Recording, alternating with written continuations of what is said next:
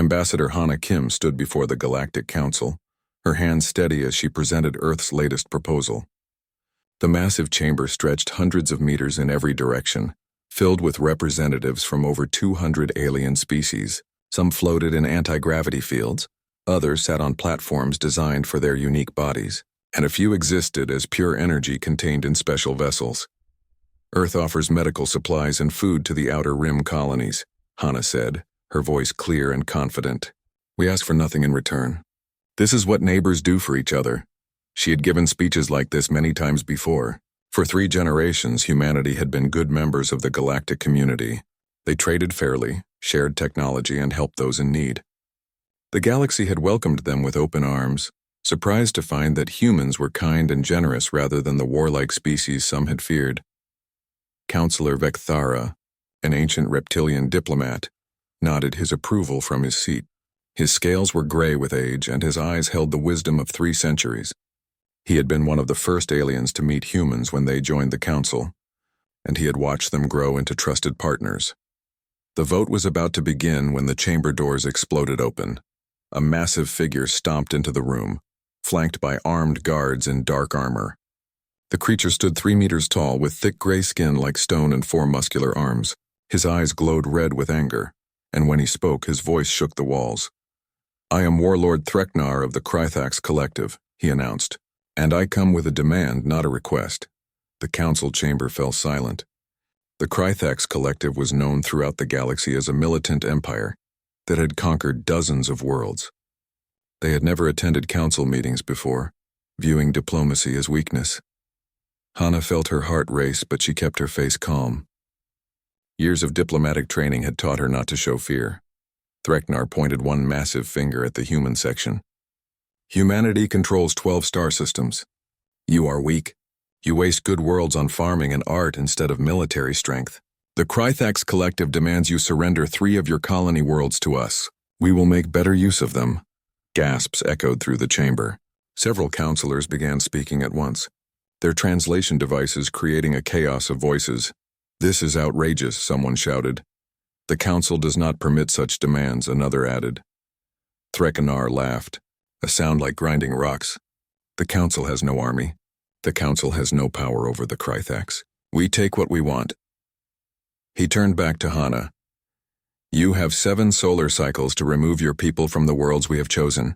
After that, any humans remaining will be eliminated. Hana opened her mouth to respond, but Counselor Vecthara stood up slowly. The ancient aliens' movement silenced the chamber. Everyone knew that Vecthara rarely spoke unless his words carried great weight. Warlord Threknar, Vecthara said, his voice soft but clear. I have lived for 300 years. I have studied every species in this galaxy. I have seen empires rise and fall. And I must give you a warning, Threknar sneered. Old fool, your warnings mean nothing to the Krythax. Perhaps, Vecthara continued. But I will speak anyway, so that when the consequences come, no one can say I remained silent. He turned to look directly at the warlord. Do not mistake humanity's choice of peace for inability to wage war. There are old records, sealed records of what humans call the silent century before they joined us. Records of wars they fought among themselves. Records of weapons they built. Records of tactics that still give me nightmares when I read them. The chamber was completely silent now. Even Threknar seemed to be listening. Do not awaken what they have chosen to suppress, Vecthara finished. You see their kindness and think it is weakness. You are wrong. Humanity knows how to fight. They simply choose not to. If you force them to remember, you will regret it. Threknar threw back his head and laughed. His guards joined him, their mocking sounds filling the chamber. The Krythax fear no one, especially not soft humans who spend their time helping refugees and growing flowers. He turned to leave, then looked back at Hana. 7 solar cycles. Remove your people or we will remove them for you. Permanently. The warlord and his guards marched out of the chamber. The doors slammed shut behind them with a sound like thunder. Hana stood frozen for a moment, then activated her communication device. Get me Admiral Minho Choi immediately, she said quietly. Priority Alpha. Around the chamber, other counselors began arguing about what to do. Some demanded action. Others pointed out that the Council's charter prevented them from interfering in conflicts between member species and outside empires. The Krythax were not part of the council, so the rules protected them as much as they protected humanity. We stand alone, Hana whispered to herself. Vekthara approached her, moving slowly on his old legs. Ambassador Kim, I spoke the truth. I have read the classified files from before humanity joined us. What your people did to each other in your wars. He paused, searching for words. It was terrible and brilliant at the same time. You were so good at destroying each other that you nearly made your own species extinct. That is why you put those weapons away. That is why you chose peace. Hana met his eyes. We swore we would never be like that again. I know, Vekthara said sadly. But the Krythax will not stop unless you show them you can fight. They respect only strength. Then we'll have to find a way to defend ourselves without becoming monsters, Hana replied. Vekthara placed a gentle claw on her shoulder. I hope you can. But know this. If you must become monsters to survive, the galaxy will understand. The Krythax have threatened many species before. They are bullies who have never faced someone strong enough to stand up to them. Hana nodded and left the chamber quickly. She had 7 days to help her people prepare for war. On her ship in orbit, she received a response from Earth. Admiral Minho Choi's face appeared on her screen. He looked older than she remembered, tired. I received your message, he said. Earth's High Command is meeting now. They're asking me to prepare recommendations. Can we fight them? Hana asked directly. Minho was quiet for a long moment. Yes, he finally said. But you won't like how. 3 hours later, deep beneath Earth's Pacific Ocean, Minho stood in a vault that had been sealed for 80 years. His hand shook as he entered the authorization codes. The massive door opened slowly, revealing rows and rows of weapons that humanity had promised to never use again. Dr. Yuna Shin, chief of the Restricted Warfare Division, stood beside him. Her face was pale. Sir, are you sure about this?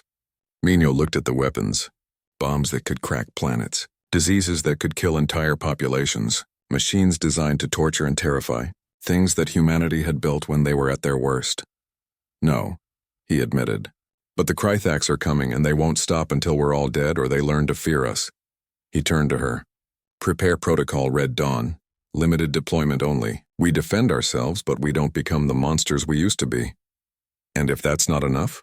Yuna asked quietly. Minho didn't answer. He just stared at the weapons and wondered if humanity could win a war while still remaining human.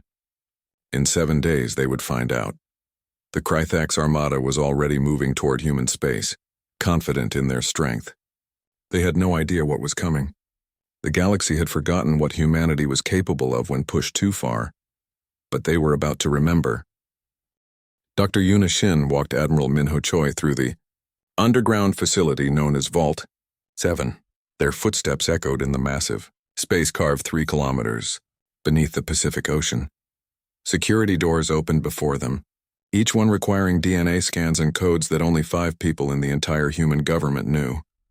We built this vault 80 years ago, Yuna explained, her voice tight with emotion. After the last war, when humanity finally stopped fighting itself. We put everything here. Every terrible weapon we created. Every nightmare we designed. We promised ourselves we would never open these doors again. They stopped before a wall of monitors showing different sections of the vault. Each screen displayed weapons that could end civilizations. Minho felt sick looking at them. These are kinetic missiles that can shatter planets, Yuna said, pointing to one screen. These are biological weapons that can sterilize entire worlds. These are AI warships programmed to hunt and kill without mercy. And these, she paused, her hand trembling. These are psychological weapons that can break the minds of entire populations, making them kill themselves. Dear God, Minho whispered. We built all of this. During the silent century, humans killed 3 billion of our own people, Yuna said quietly. We got very, very good at killing. Too good, we nearly destroyed ourselves. That's why we put it all away when we finally made peace. That's why we promised the galaxy we had changed. Minho turned away from the screens.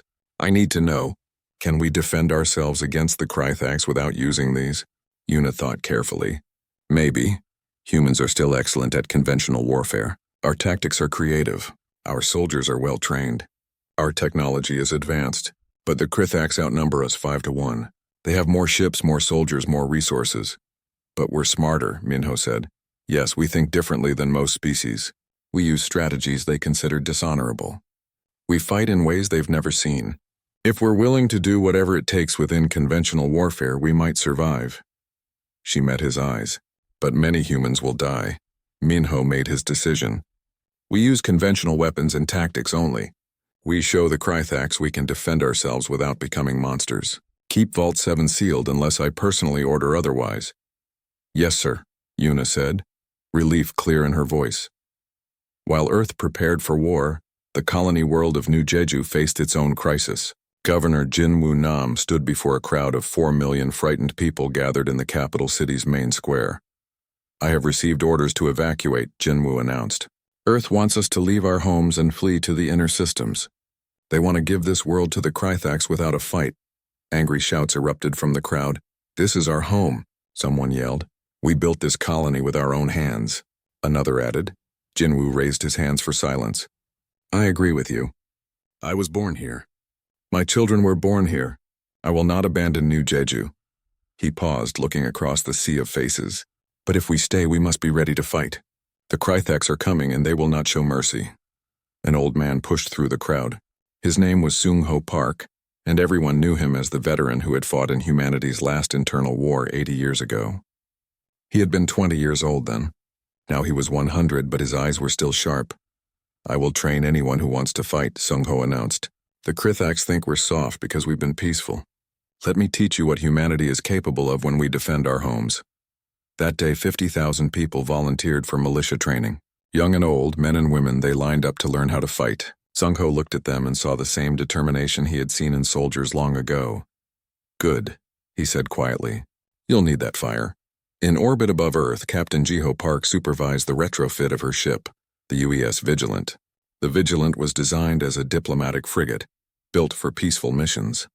Now engineers were installing weapon systems that had been in storage for decades. Captain, are you sure about this? Her first officer asked nervously. These weapons haven't been tested in 80 years. They'll work, Ji-ho said confidently. And we'll need every advantage we can get. She watched as massive railguns were mounted to the hull.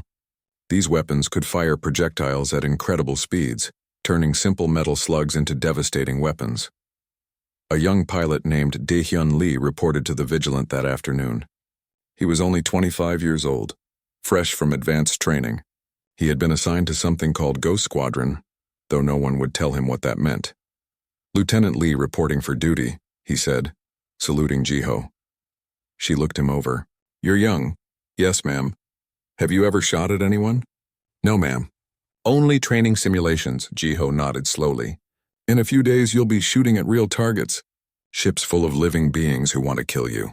How do you feel about that? Dae-hyun thought carefully before answering. Scared, ma'am, but ready. They're coming to kill millions of innocent people. Someone has to stop them. Good answer, Ji-ho said. Report to Bay 7. Your squadron commander will brief you on your mission. When Dae-hyun reached Bay 7, he gasped. 12 ships unlike anything he'd ever seen were being prepared for launch. They were black as space itself, covered in stealth plating that absorbed radar and light.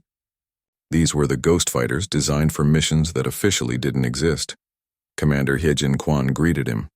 She was a serious woman with cold eyes that had seen too much combat in the border skirmishes of her youth. Welcome to Ghost Squadron, she said. We don't exist in any official records. We don't follow the normal rules of warfare. We strike from darkness, we hit targets other ships can't reach, and we do whatever is necessary to win. If you have any moral problems with that, leave now. Dae-hyun swallowed hard. I'm staying, ma'am. Then learn fast. We launch in 5 days. Back on New Jeju, young So-min-han joined the militia training. She was only 19 years old, studying to be a teacher before the Krythax threatened her world. Now she learned how to use weapons, how to set traps, and how to fight in the mining tunnels beneath the colony. The Krythax are bigger and stronger than you, Seung-ho told the recruits. They have better armor and better weapons. So you don't fight them fairly. You use the tunnels.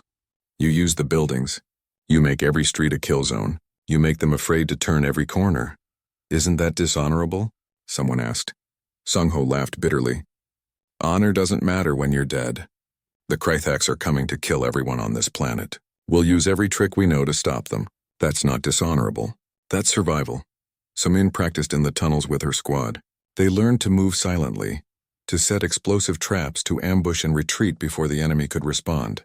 It was exhausting and terrifying, but she pushed herself harder each day. My little brother is only 7 years old, she told her squad leader.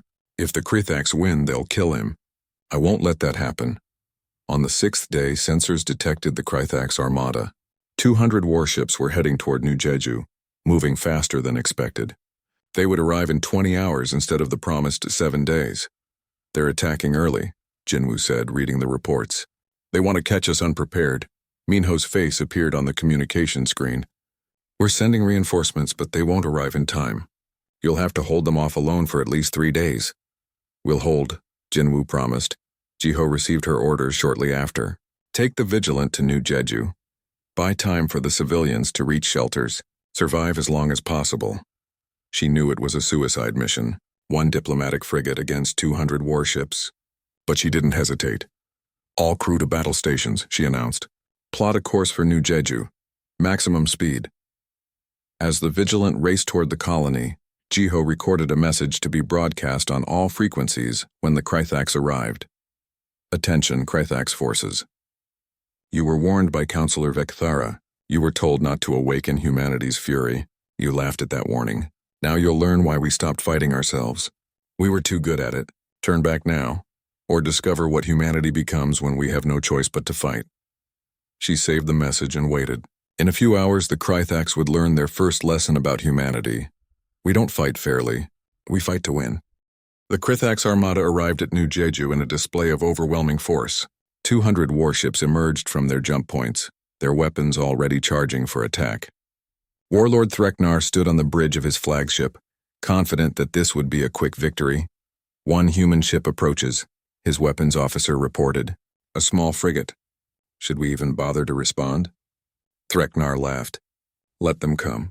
We'll destroy them in seconds and show these humans what happens when they defy the Krithax. The Vigilant broadcast Jiho's message across all frequencies. The Krithax commanders heard her warning and laughed. They had faced hundreds of species in their conquests. None had ever defeated them. All ships open fire on that frigate, Threknar ordered. Let's end this quickly. 50 Krithax warships fired simultaneously. Enough firepower to vaporize a small moon streak toward the Vigilant. Jiho watched the weapons approach on her sensors. Now, she said calmly. The Vigilant suddenly changed direction in a way that should have been impossible. Human inertial dampeners were generations ahead of what most species used. The ship dodged the incoming fire with movements that looked like a dance, shifting and spinning through space. The Krithax weapons missed completely. Impossible, Threknar roared. No ship moves like that. But the Vigilant was just beginning. As it dodged, it launched thousands of tiny drones. Each one was no bigger than a fist, moving too fast and too small for Krithax sensors to track effectively. The drones swarmed around the enemy ships like angry insects. Then they exploded. Individually, each drone did little damage, but thousands of them attacking simultaneously overwhelmed shields and damaged sensors, communication arrays, and weapon systems. 3 Krithax ships were disabled in seconds. What is this? Threknar shouted. This is not how civilized species fight. He was right. The Galactic Council had rules about warfare. Direct ship-to-ship combat with warning shots and opportunities to surrender. But humanity had never signed those rules. They fought to win, not to follow someone else's idea of honor. The Vigilant didn't stay to fight. It fired its weapons once, destroying a Krithax destroyer, then retreated at full speed. The Krithax fleet pursued exactly as Jiho had planned. They're following us, her first officer said. Good, Jiho replied. Lead them to Grid 7. Grid 7 was a section of space near New Jeju where the colonists had been mining asteroids. Hundreds of rocks floated in orbital patterns, many hollowed out from years of excavation. The Vigilant flew directly into this field with the Krithax close behind. Now they're trapped, Jiho said quietly. Hidden inside the asteroids were automated defense platforms, installed years ago to protect the mining operations from pirates. They had never been used in real combat. Now they activated all at once, firing missiles and energy weapons from every direction. The Krithax fleet found itself in a kill zone. Their ships were too large to maneuver effectively between the asteroids. The defense platforms targeted their engines and weapons with precision that only human AI could achieve. 10 more Krithax ships were destroyed. 20 others were damaged. Retreat, Threknar ordered, shocked by the losses. Pull back to safe distance. But as his fleet retreated, something else happened. Ghost Squadron struck. Commander He-Jin Kwan led 12 stealth fighters in a silent approach to the Krythax flagship. The fighters were invisible to enemy sensors, using technology that humanity had kept secret from the rest of the galaxy. They slipped through the chaos of battle like shadows. "Target the command ship," He-Jin ordered. "Remember your training. Strike fast and disappear." Lieutenant Daehyun Lee felt his heart pounding as he approached the massive Krythax flagship. It was 50 times bigger than his tiny fighter, but he had his mission. He armed his torpedoes and waited for the signal. "Fire," He-Jin commanded. 12 torpedoes launched simultaneously, all targeting the flagship's communication array. The Krythax shields were designed to stop large weapons, not small, precise strikes from unexpected angles. The torpedoes hit perfectly, destroying the array and cutting off Threknar's ability to coordinate his fleet. Before the Krythax could respond, Ghost Squadron was gone, vanishing back into the darkness of space. "Find those ships," Threknar screamed. "How did they get so close?" His officers had no answer. They had never encountered stealth technology this advanced. On New Jeju's surface, the ground assault began. The Krythax weren't discouraged by their losses in space. They sent down landing ships carrying 50,000 soldiers, confident that they could overwhelm the colony through sheer numbers. Governor Jinwoo watched from the command center as the enemy ships landed in the fields outside the capital city. "Let them come," he said grimly. "Show them what we prepared." The Krythax soldiers marched toward the city in organized formations. They were big creatures, 3 meters tall, wearing heavy armor and carrying powerful weapons. They expected the human colonists to flee in terror. Instead, they walked into a nightmare. The fields had been mined with thousands of explosives, hidden carefully beneath the soil. As the Krythax advanced, Sung-ho gave the order to detonate. The ground erupted in fire and thunder. Hundreds of enemy soldiers died in seconds. The survivors fell back in confusion. "They're retreating," one of the militia members said excitedly. "No," Sung-ho corrected. "They're regrouping." This is just the beginning. He was right. The Krythax came again, this time more carefully. They used scanners to detect mines and cleared them slowly. When they reached the city streets, they thought they had won. That's when Soman Han and her squad struck from the underground tunnels. The mining tunnels connected every building in the capital. The militia used them to move unseen, appearing suddenly to attack and then vanishing before the Krythax could respond. Soman's squad set up an ambush in a narrow street. "Wait until they're fully committed," she whispered to her team. "Then hit them with everything." A squad of 20 Krythax soldiers entered the street, their weapons ready.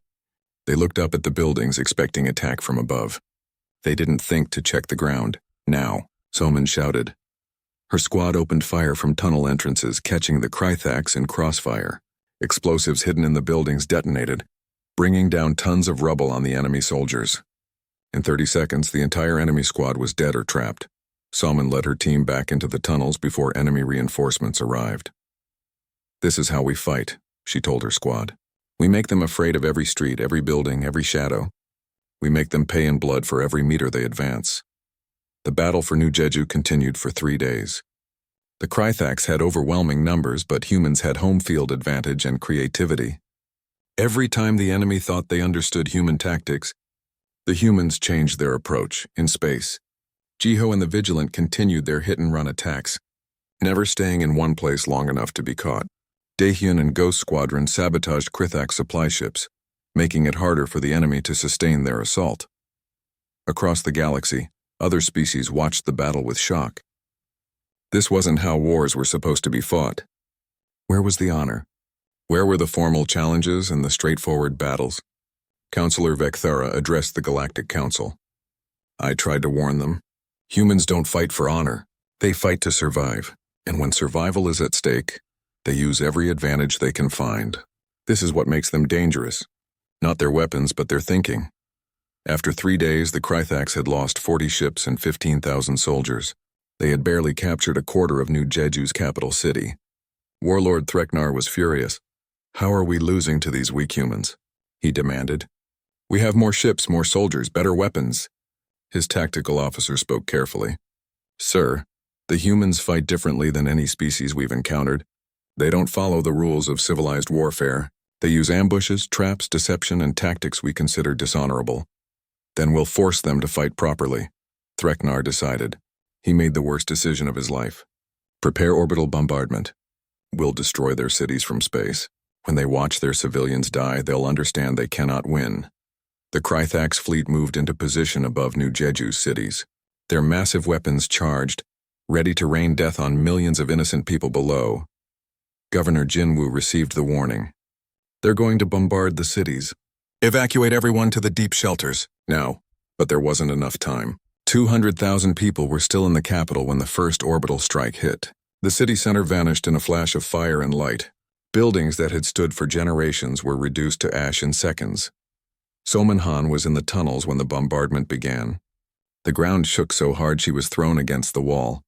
When the shaking stopped, she emerged to find half her city destroyed. Bodies lay everywhere. Among them was her squad leader and 2 of her teammates. She fell to her knees and screamed at the sky. On Earth, Admiral Minho Choi watched the footage of New Jeju burning. His aide spoke quietly. "Sir, we can unseal Vault 7. We can use the weapons that will end this quickly." Minho stared at the screen for a long moment. He thought about the weapons in Vault 7.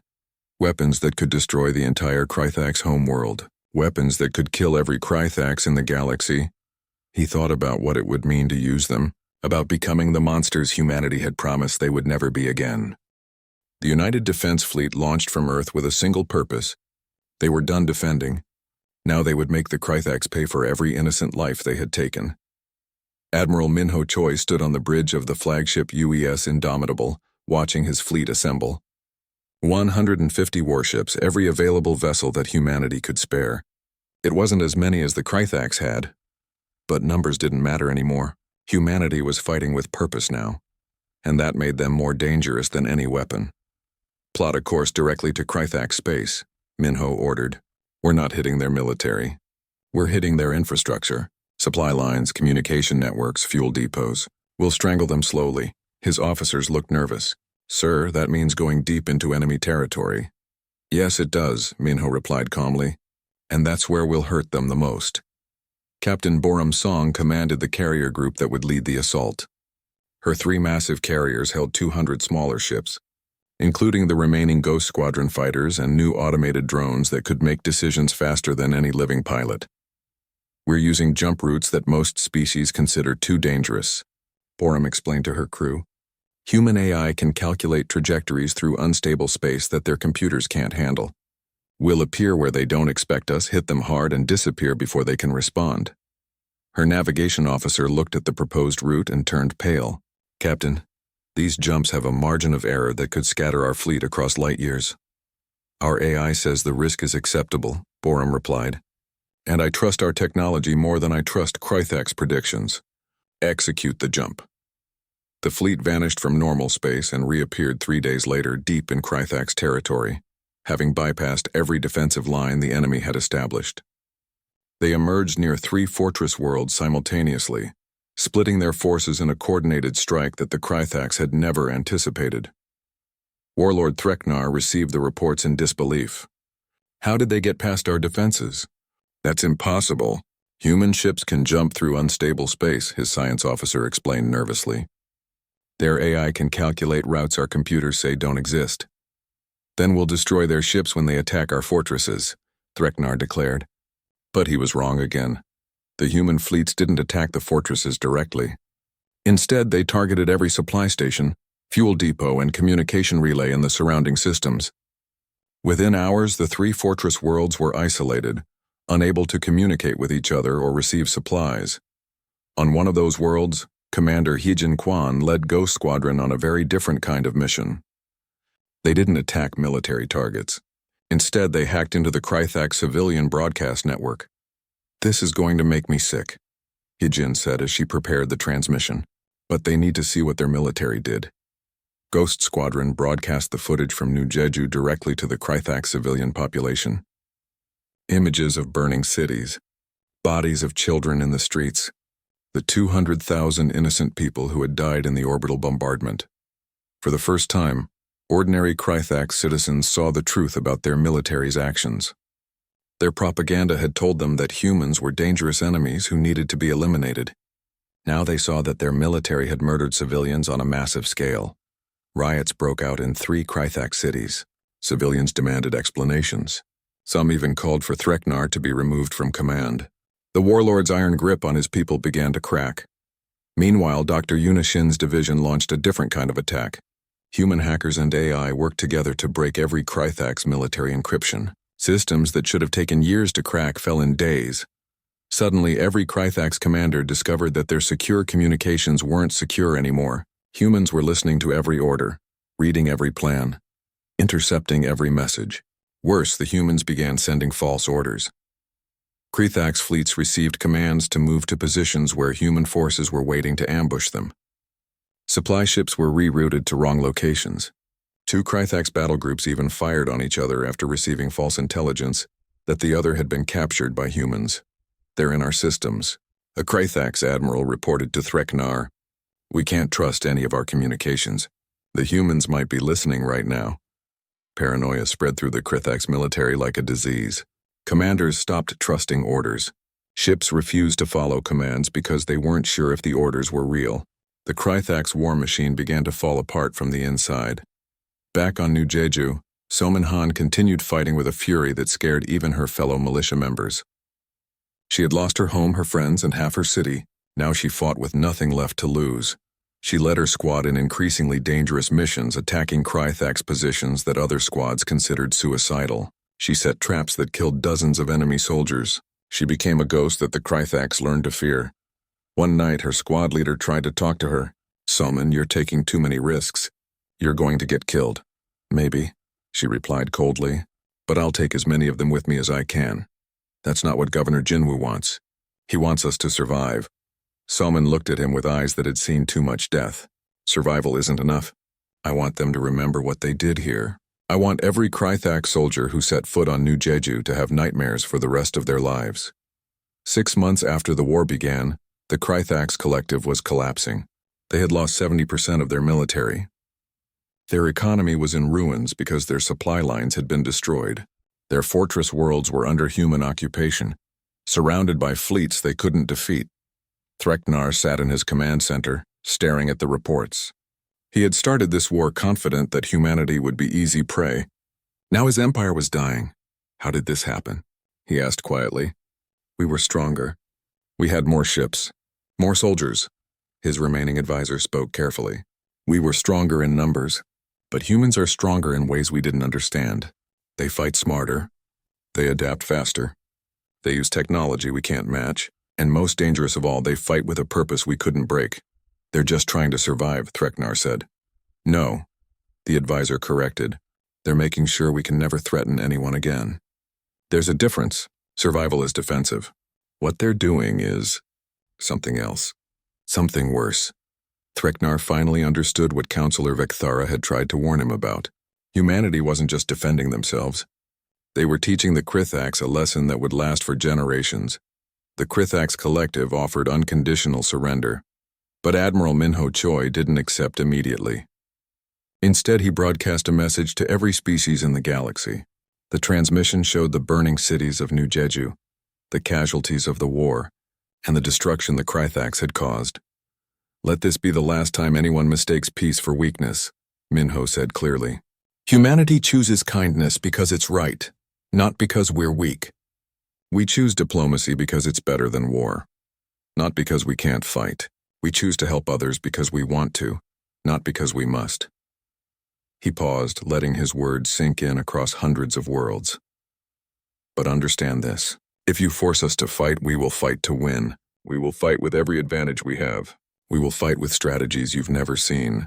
We will fight until you can never threaten us again." The Krythak's learned this lesson. Let it be the last time anyone needs to learn it. Then Minho did something that surprised everyone. He offered the Krythak's fair surrender terms. Yes, they would pay reparations for the damage they caused. Yes, they would accept limits on their military. But no, humanity would not destroy them. No genocide, no enslavement, no annihilation. "We could destroy you completely," Minho told Threknar directly during the surrender negotiations. "We have weapons we didn't use. Weapons that could crack your homeworld or kill every member of your species. We chose not to use them. We chose to remain human even while fighting monsters." Threknar looked at the human admiral with something like respect. "Why, we killed your people. We destroyed your cities. We showed no mercy. Because, Minho replied, proving we can win without becoming like you is more important than revenge. We'll rebuild New Jeju. We'll mourn our dead, but we won't become the thing we fought against. That's what makes us different from you. Across the galaxy, species watched the surrender with mixed feelings. Humanity had proven itself capable of terrible violence, but also capable of mercy. They were now the most feared military power in known space. Yet they had chosen restraint when they could have chosen destruction.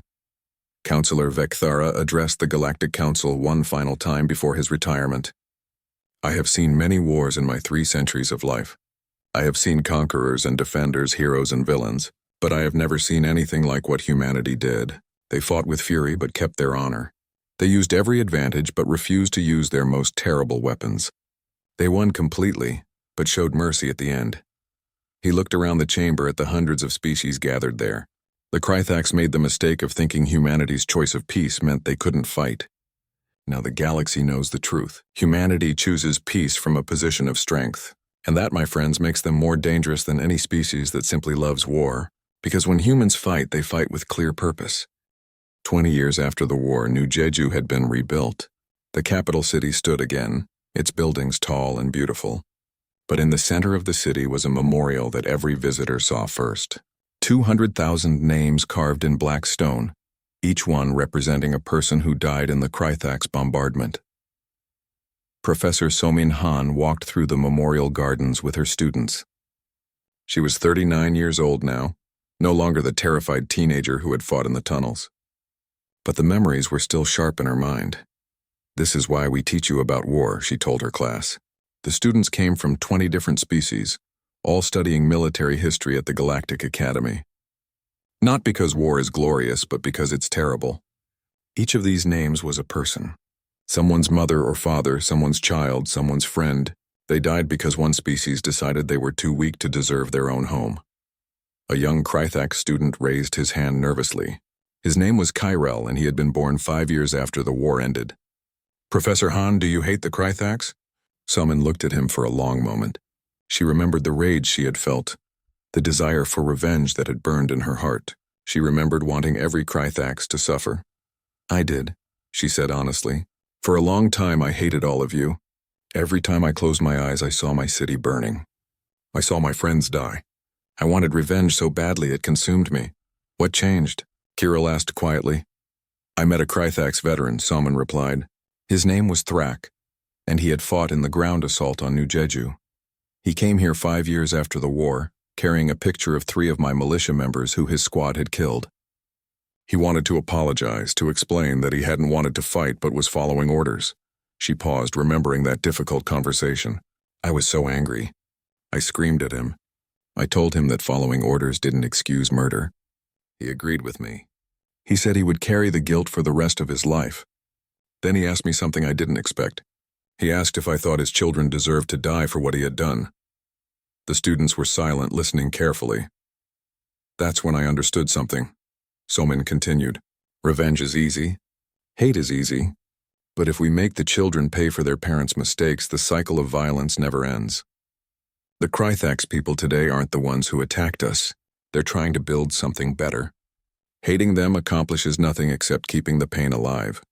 She touched one of the names on the memorial. We remember. We never forget. But we don't let the past poison the future. On Earth, Huan Choi stood in the same vault his father had visited 20 years ago. He was 30 years old now, and he had just been promoted to Admiral. Dr. Yuna Shin, now very old but still sharp-minded, walked beside him through Vault 7. Your father came here the day before the war began, Yuna said softly. He stood right where you're standing now and looked at these weapons. Weapons that could have ended the war in hours. Weapons that could have destroyed every Krythax world. But he didn't use them, Huan said. No. He fought the entire war without opening these doors again. Even when we were losing. Even when New Jeju was burning. He believed that winning wasn't worth becoming monsters. Huan looked at the rows of terrible weapons. Was he right? Yuna thought carefully. Ask me a different question. Ask me if humanity still exists as a species worth being part of. Ask me if we can look at ourselves in the mirror. Ask me if the galaxy sees us as protectors or as threats. The answer to all of those is yes, we're still the good guys. And that's because your father made the hard choice. But 200,000 people died, Juan said quietly. Yes, Yuna agreed, and that pain will never go away. But if we had used these weapons, how many more would have died? How many Krythak civilians? How many other species who would have feared us so much they attacked first? Your father saved more lives than he lost by refusing to become the monster the galaxy feared we could be. At the Galactic Council, Ambassador Daehyun Lee presented a new proposal. The young pilot who had flown Ghost Squadron missions was now 45 years old and Earth's senior diplomat. The new Jeju Accords, he announced to the assembled species. A treaty establishing rules of warfare that protect civilians, limit weapons of mass destruction, and provide a framework for resolving conflicts peacefully. Every species that signs agrees to follow these rules in any future conflict. Many species signed immediately. Others hesitated, concerned about limiting their military options. A few refused entirely, saying that humanity had no right to impose rules on others. Daehyun listened to the objections calmly, then responded. We're not forcing anyone to sign. These are voluntary agreements. But understand something clearly. Any species that attacks human territory or our allies without following these rules will face the full force of human military power. And you've all seen what that means. Are you threatening us? One ambassador demanded. No, Daehyun replied. I'm explaining consequences. Humanity will defend itself and our allies. We'll use every advantage we have, and we have very long memories. The Krythaks attacked civilian targets, so we destroyed their entire military infrastructure and occupied their fortress worlds. We didn't destroy them completely, but we made sure they could never threaten anyone again. That will be our response to anyone who starts a war of aggression. The message was clear. Humanity wasn't looking for war, but they were ready for it. And that readiness made most species think twice about conflict. The most surprising change came from the Krythaks themselves. Kareth, a young Krythaks diplomat, addressed the council. He was one of the post-war generation, educated in schools that taught the truth about what his species had done. The Krythaks collective committed genocide, Kareth said bluntly. We attacked civilians. We destroyed cities. We showed no mercy, and we paid the price. Humanity could have wiped us out completely. They had the weapons. They had the justification, but they chose mercy instead. He looked around the chamber. For 20 years my people have been rebuilding, not just our cities and our economy, but our entire society. We're learning what it means to be part of the galactic community instead of conquerors. We're learning to solve problems with words instead of weapons, and we're learning from the species we tried to destroy. Why should we trust you? Someone asked. Your species started a war of extermination. You shouldn't trust us yet, Kareth replied honestly. Trust must be earned over time. But know this. Every Krythak's child now learns about New Jeju in school. We learn the names of the people we killed. We learn about the pain we caused. We learn that there are species in this galaxy far more dangerous than we ever were, not because of their weapons, but because they know when not to use them. Humanity taught us that lesson. We won't forget it. Councillor Vekthara, now ancient beyond measure, attended his final council session. He stood slowly, his old body struggling with the effort. I have lived for 320 years, he said, his voice weak but clear. I have seen empires rise and fall. I have witnessed species destroy themselves through pride and arrogance. 20 years ago, I tried to warn the Krythaks about humanity. They didn't listen. He looked at Daehyun and smiled sadly.